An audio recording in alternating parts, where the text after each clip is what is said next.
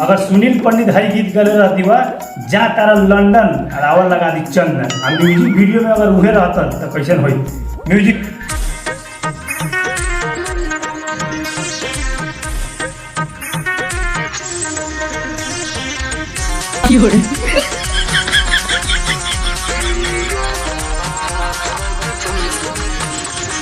जाए के न मन करे तुहारा से दूर हो, पैसे के कारण रानी बानी मजबूर हो।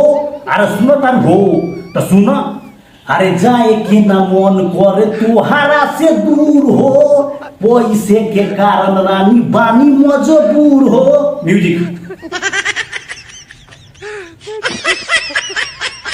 नहीं रे कमाईबू तो कहाँ से खियाईबू, करे बयाद तोहे हरदम।